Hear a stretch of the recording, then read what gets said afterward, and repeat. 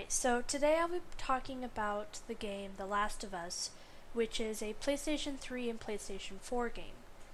Since I do not have the equipment to record myself playing any games on the PlayStation 4, I am instead showing you a clip of me playing Dust and Elysian Tail.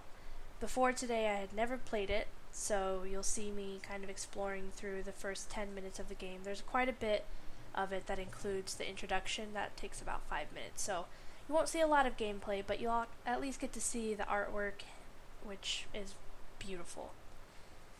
So during The Last of Us, I noticed that there was about 3 ways that the game teaches you to play. So the first is that it provides you a guide. Basically what that means is that you receive a guide to take you through the most basic parts of the game. The first part of the game, your brother is sort of leading you through. Something very tragic happens, and then the game jumps forward 20 years, and then you have your boss leading you through the game. And she takes you through the basic moves, tells you about conserving your ammo, shows you how to jump over items, and shows you the simpler versions of the puzzles. They're not really puzzles, but some of the problem solving that you'll have to be doing later. She shows you a simpler version of that earlier in the game.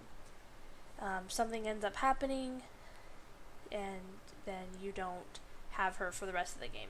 They really kind of emphasize that after this person, you're going to be on your own. There's also displayed help texts. It shows you how to load your weapon, gives you some hints on how to navigate your inventory, how to heal yourself, etc. And the most poignant way it teaches you, I really like this, in my opinion, it's the best way it teaches you, is that there's a lot of negative reinforcements. Now, negative reinforcement has a pretty bad rap to it, but I think it's pretty important, especially in this game of zombies. If you mess up, you're gonna die. So the fact that they show you early on not to mess up and that you need to be paying attention or else you're gonna die, it's pretty good. So the biggest negative reinforcer that really caught my eye was at the very beginning. You get into this car accident and you're trying to follow your brother, your first guide, out of town. And I got stuck in this spot. I was going left, I was going straight, I was going backwards, I didn't know where I was going, but every time I'd go the wrong direction, without warning, without having the chance to fight it off, a zombie would just come up and kill me. It was actually a cutscene that had been pre-recorded, so you could tell that, nope, you're not supposed to go this way, you're going the wrong way, turn around. So I thought that was very, very well done. So those are the 3 ways it teaches you. Gives you a guide, displays a heads-up text, and negative reinforcement. What the game teaches you are 4 things that I kind of broke it down into were patience, problem solving, critical thinking, and resource management.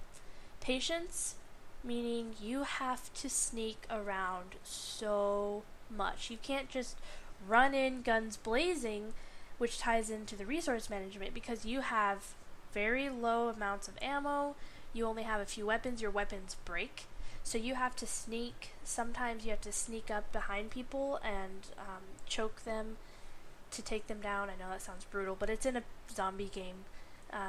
There's also zombies that can hear you moving. They don't see you, they can't see you, but any sounds you make, they will chase after you and kill you, and they're the stronger zombies that actually are really difficult to fight off. You can't fight them off.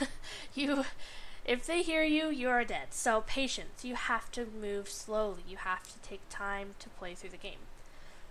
Problem solving. I talked about this sort of in the first part where there's some little puzzles. They're not really puzzles, but there's different paths that you have to take, and sometimes you have to find a specific item to use to move through that path. So one example is there's a lot of buildings with rotted out floorboards because there's been a zombie apocalypse and it's been going on for 20 years. So sometimes you have to find planks that have not rotted through and put them over the holes in the floor to walk through to get through a building. Sometimes you have to find a ladder. There's just a bunch of different little problem solving things that you have to do to get through the game. Critical thinking. you really have to be, I think, to me, problem solving and critical thinking are kind of intertwined, but critical thinking, you have to really step outside the box. You have to think of creative ways. I guess it's more creative thinking than critical thinking, but you have to find creative ways to psych people out. You have to get zombies to pay attention to other parts of the map. You have to draw them away from where you're at. So they give you bricks, they give you glass bottles to throw to make sounds off in the distance so that they kind of run in that direction, and that way you can sneak by. And then resource management, of course I already covered this a little bit, but you only have limited amounts of bullets, or any weapon, because your weapons break. You have to fix your weapons, you have to find more ammo, and and you have to find health, because you don't heal over time. It's more realistic in that way that you don't heal over time. You actually, the damage you take is the damage you hold.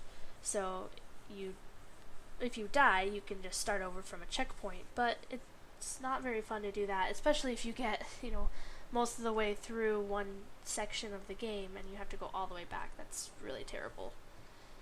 So that moves into learning theories. My first thoughts on the learning theories is that they have you learn through doing and learn through discovery. You have your guides to help you learn how to move through the game, and then later there are some new challenges that you face that you have to kind of solve through discovery. Now, I did some research and I found that this is constructive learning theory, where you learn by doing the tasks, discovering the tasks. I mean, you do get some help, some direction, but a lot of it is actually you just doing the task. Then I related these to real-life learning scenarios, this whole game. Honestly, patience, problem solving, critical thinking, or creative thinking rather, and resource management are all things that you do in a real life job. I mean, any job that you do, you're going to need to be patient, problem solve, think critically or creatively, and manage your resources.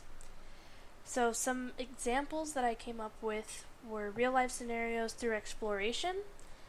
I found information about constructive learning theory through exploration. I made connections between previous and new knowledge to communicate an idea or this theory. So I took my understanding of a learning theory, learning through doing, learning through discovery. I didn't have a name to put to it, but with a little bit of research, I was able to connect what I already knew about a learning theory to an actual named theory. And then learning through doing, we all have an example of this, was at Cadre Camp when we built the robots. I remember Melissa talked a lot about how when we were drawing and just talking about the Lego design and what we wanted to do, she didn't really understand what we were talking about because she'd never even touched Legos.